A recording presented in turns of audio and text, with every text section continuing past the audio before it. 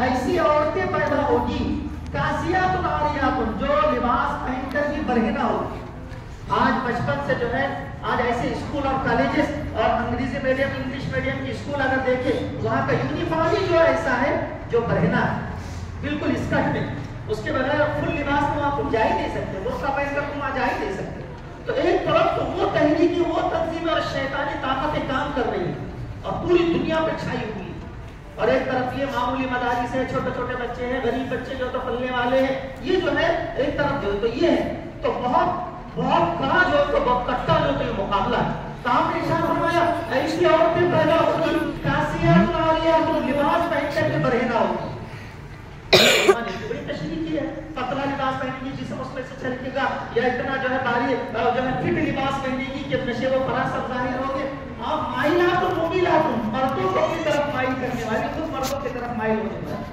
رؤوس پر کاسمۃ البخت المائلۃ, ان کے سروں پر بالوں کا ایسا جمگھٹا ہوگا, ایسا بچھڑا بنا ہوگا جیسے بختی اونٹ کا کوہان. رؤوس پر کاسمۃ البخت المائلۃ, ان کے سروں پر بالوں کا ایسا جمگھٹا اور ایسا بچھڑا بنا ہوگا گویا کہ وہ بختی اونٹ کا کوہان. آپ آج آپ دیکھیں کہ جتنی ایئر ہوسٹس ہیں یا بیوٹی پارلروں میں اگر جا کر کے دیکھیں وہ اس طرح بالوں کو باندھتے ہیں کہ وہ بختی اونٹ کا کوہان نظر آتا ہے. یا آپ نے 1450 سال پہلے چاہا آپ نے ان کے لیے فرمایا لا يدخلن الجنہ, ایسے عورتیں جنت میں داخل نہیں ہوگی, ولا یجدن ریحھا, داخل تو کیا ہوگی وہ جنت کی خوشبو بھی نہیں پا سکے گی اور جنت کی ہوا بھی جو ان کو نہیں لگے گی. تو یہ جہنمی دو گروہ آپ نے ارشاد فرمایا قیامت سے قریب ہوگے, اور آج ہمارے سامنے دو جہنمی گروہ ہمارے سامنے جو موجود ہے. تو ایسے پرفتن حالات میں یہی وہ مدارس دینیہ اور مکاتب قرآنیہ ہے جہاں جو ہے ہماری ایمان کی حفاظت جو کی جا رہی ہے. آپ صلی اللہ علیہ وسلم صحابہ سے ارشاد فرمایا تھا ان من ورائکم ایام الصبر, لوگوں تمہارے پاس صبر کے ایام آنے والے ہیں. امت مسلمہ کو صبر کرنا پڑے گا, بڑے سنگین حالات اس وقت امت گزر رہی ہے, تو ایسے حالات میں تمہیں صبر کرنا پڑے گا. ان من ورائکم ایام الصبر, پھر آپ نے ارشاد فرمایا الصبر فیہ کقبض علی الجبر, اس زمانے میں ایمان پر جمنا اتنا مشکل ہوگا جیسے آگ کے انگارے ہاتھ میں رکھیں. ایمان پر جمنا اتنا مشکل ہوگا جیسے, ارے بات سمجھ میں آ رہی ہے کیسے ایمان پر جمنا اتنا مشکل ہوگا جیسے آگ کے انگارے ہاتھ میں رکھیں. آگ کا انگارہ کوئی اتنا سے ہاتھ میں رکھتا, یوں چھٹکا لگا یوں پھینکا, یوں چھٹکا لگا یوں پھینکا. اسی طرح ایمان کا بچانا اتنا مشکل ہوگا. یصبح الرجل مؤمنا ویمسی کافرا ویمسی مؤمنا ویصبح کافرا, آج کے صبح کو مومن ہوگا شام ہونے تک کافر ہو جائے گا, شام میں مومن ہوگا صبح ہونے تک کافر ہو جائے گا. یبیع دینہ بعرض من الدنیا, آدمی اپنے دین کا سودا کرے گا معمولی دنیا کی لالچ سے. آج مسلم لڑکیوں کو لالچ دی جا رہی ہے کہ تم ہمارے پاس آ جاؤ, تمہیں لگژری لائف دی جائے گی, ایک اچھی لائف لگژری لائف تمہیں دیں گے, اور تمہیں جو ہے ہمارے پاس طلاق نہیں ہے, خلا نہیں ہے, ہمارے پاس یہ ساری چیزیں نہیں ہے. ہماری مسلم لڑکیاں لاکھوں کی اور ہزاروں کی تعداد میں جو ہے اسلام سے نکل کر کفر کی سرحدوں میں داخل ہو گئی اور مرتد جو ہو جا رہی ہے. یہی وہ لڑکیاں اور بچیاں ہیں جو ان کی ایمان کی حفاظت کر سکتی ہے بہرحال اس پرفتن حالات میں. تو آپ نے ارشاد فرمایا کہ اس دور میں ایمان کا بچانا اتنا مشکل ہوگا جیسے آگ کے انگارے ہاتھ میں رکھ.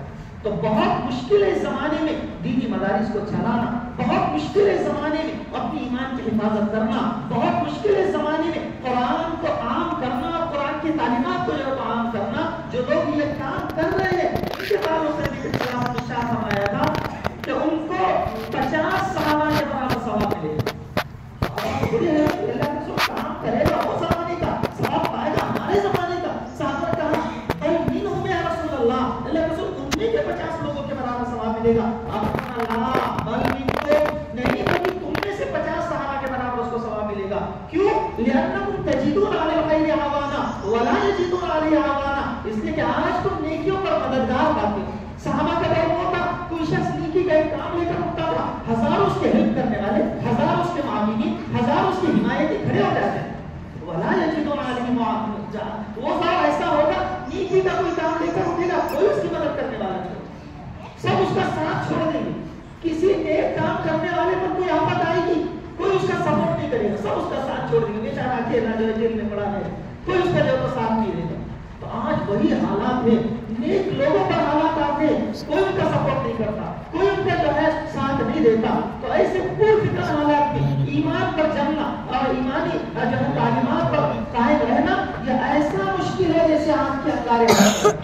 تو یہ کوئی جو ہے دھولوں کا بچھاوا جو راستہ نہیں ہے، یہ آنکھ کا دریا پار کرنا ہے. بہت بہت جو ہے شیاطین کا مقابلہ کرنا ہے. شیطان کے کارندے اس کے ہرکارے قدم قدم پر جو بیٹھے ہوئے ہیں ایمان کو نوچنے کے لیے اور ایمان کو لینے کے لیے. اس لیے اس دور کی خواتین پر، مستورات پر، طالبات پر بہت بڑی ذمہ داری ہے. یہ وقت جو ہے یہ جو ہے چھٹیاں گزارنے کا وقت نہیں ہے، بلکہ ہوش حواس میں رہنے کا وقت ہے. باطل کی چاروں طرف سے یہ المار ہے اور اسلام چاروں طرف سے سمٹتا جا رہا ہے، سکڑتا جا رہا ہے اور اسلام بالکل جو ہے ٹھٹرا ہوا ہے. اسلام کو تقویت پہنچانا ہے تو اسلام میں خواتین کو قربانیاں دینی ہوگی. اسلام مسلمان عورتوں کو جو قربانیاں دینی ہوگی، جیسے خنسا نے قربانی دی تھی اور جو ہے جیسے صحابیات کو جو قربانیاں دی تھی، آج کی خاتون اسلام کو قربانیاں دینی ہوگی. آج ہم جو ہے سیریلیں دیکھ دیکھ کر اور ڈرامے دیکھ دیکھ کر جو ہے تو وقت نہ گزارے، بلکہ ہم اسلام کے لیے کچھ کر گزرنے کا اور ان مدارس کی حفاظت کے لیے جو ہے کچھ پلاننگ جو تو ہم کریں. بہرحال یہ بڑے علماء کرام جو بڑے محنتیں کر رہے ہیں، کوششیں کر رہے ہیں، معمولی تنخواہوں میں وہ راتوں میں جاگ جاگ کر ہمارے نسلوں کے اندر ایمان کو منتقل کر رہے ہیں اور ہمارے نسلوں کے اندر قرآن کی تعلیمات کو جو تو منتقل کر رہے ہیں. ان کے معمولی کام نہیں. کسی نے کہا تھا یہ مدرسہ ہے کرامہ کلام انسانی، یہاں کے خاص سے انسان بنایا جاتا ہے، یا انسانیت کی تعلیم دی جائے، یا اخلاق کی تعلیم دی جاتی ہے، یا بتایا جاتا ہے ماں باپ کے کیا حقوق ہے. دنیا کے کسی کالج میں، دنیا کے کسی یونیورسٹی میں اور دنیا کے کسی ادارے میں یہ تعلیم نہیں دی جاتی. یہاں بتایا جاتا ہے گھر میں داخل ہو تو سلام کر کے داخل ہو، کھانا سامنے آ جائے تو دعا پڑھ کر کھانا کھایا جائے، بڑوں کا جو آداب احترام کیسے کرنا چاہیے، پڑوسیوں کے ساتھ کیسا برتاؤ کرنا چاہیے اور جو ہے ماں باپ کے ساتھ کیسا سلوک کرنا چاہیے. یہ ساری تعلیمات انہیں مدارس کے اندر جو تو ملے گی. شیطان کو یہ بات ہضم نہیں. شیطان نہیں چاہتا کہ ایمانی مراکز اور جو ہے قرآنی مراکز جو تو قائم رہے. وہ آئے دن پر حملے کرتے رہتے ہیں، بڑے بڑے مدارس پر جو حملے ہو رہے ہیں اور جو ہے ان کو مٹانے کی جو کوششیں کی جا رہی ہیں. لہٰذا جہاں تک ممکن ہو سکے، ابھی بہت خطرناک حالات جو تو سامنے ہیں، لہٰذا ہماری ذمہ داری ہے ہم یہ عزم کریں چاہے کچھ ہو جائے. جیسے نبی صلی اللہ علیہ وسلم نے ارشاد فرمایا تھا، آخری حدیث اللہ کو بات کا مطلب کرو، آپ صلی اللہ علیہ وسلم نے ارشاد فرمایا تھا الا نراہ الاسلام دائرۃ، لوگوں اسلام کی چکی چلتی رہے، یہ کہ تھمے گی نہیں، کبھی رکے گی نہیں، اس کو تو چلنا ہے، یہ تو چلتی رہے. الا نراہ الاسلام دائرۃ فدور الکتاب حیث دارا، تم اس طرف کو چلو جس طرف کتاب اللہ ہے. کبھی کتاب اللہ کو نہیں چھوڑنا، کبھی قرآن مجید کو نہیں چھوڑنا. کتنے سنگین حالات تم پر آ جائے، قرآن مجید سے کبھی ہٹنا نہیں. تو آپ نے ارشاد فرمایا فدور الکتاب حیث دارا، تم اس طرف کو گھومو جس طرف کتاب اللہ ہے. پھر آپ نے ارشاد فرمایا الا ان الکتاب والسلطان سیفترقان، لوگوں پر ایسا دور آنے والا ہے کہ کتاب اللہ اور حکمران الگ الگ ہو جائے. کتاب اللہ جو فیصلہ دے گا حکمران اس کے خلاف کرے، حکمران جو فیصلے کر رہے ہیں کتاب اللہ کے خلاف کرے. تو حکمران کتاب اللہ، پہلے کے جو زمانہ تھا کتاب اللہ اور حکمران ساتھ ساتھ چلتے. حضرت ابو بکر حاکم تھے، کتاب اللہ کو لے کر چلتے. حضرت عمر حاکم تھے، کتاب اللہ کو لے کر چلتے. حضرت عثمان، حضرت علی اور ہارون رشید اور امیر معاویہ اور جو جتنے بھی سلاطین آئے کتاب اللہ کے احکامات دنیا پر نافذ کرتے رہے. آپ نے شاید قریب ایسا دور آئے گا سیفترقان، دونوں جدا جدا ہو جائے، حکمران اور کتاب اللہ الگ الگ ہو جائے. فلا تفارق الکتاب، چاہے کچھ ہو جائے تم سے کبھی کتاب اللہ کو نہیں چھوڑنا. پھر آپ نے ارشاد فرمایا تم پر ظالم حکمران مسلط ہو جائیں گے.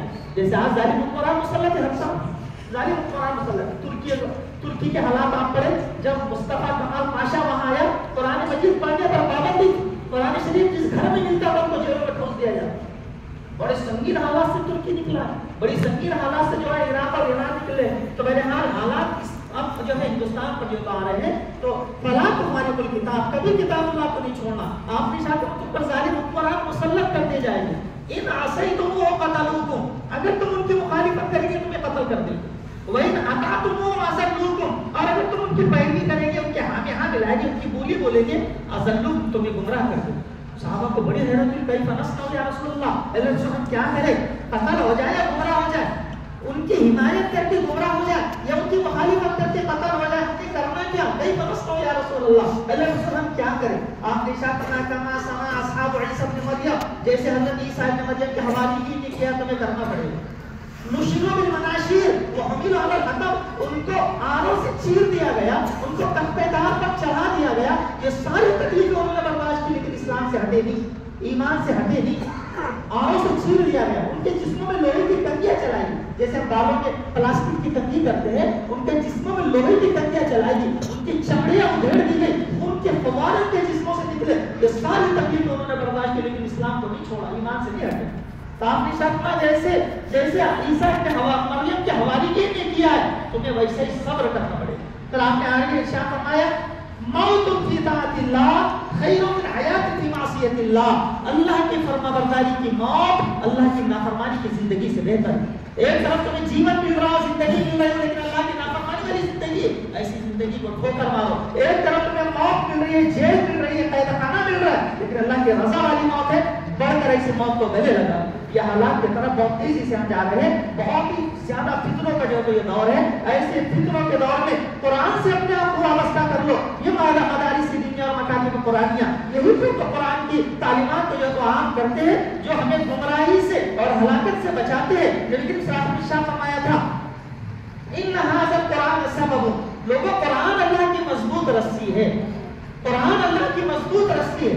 ترکو بید اللہ و ترکو بایدیکم، اس رسی کا ایک سرا اللہ کے ہاتھ میں ہے تو دوسرا سرا تمہارے ہاتھ میں ہے۔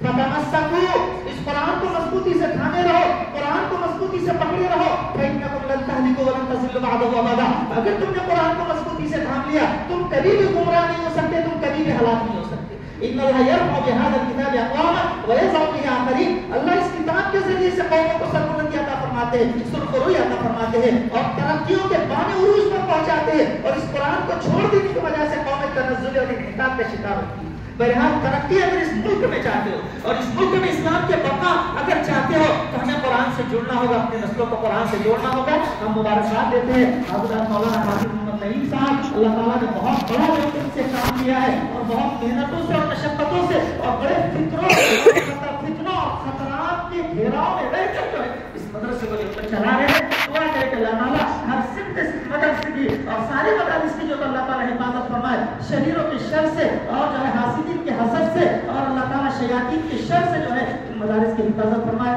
وما توفیق الا باللہ، وآخر دعوانا الحمدللہ رب العالمین۔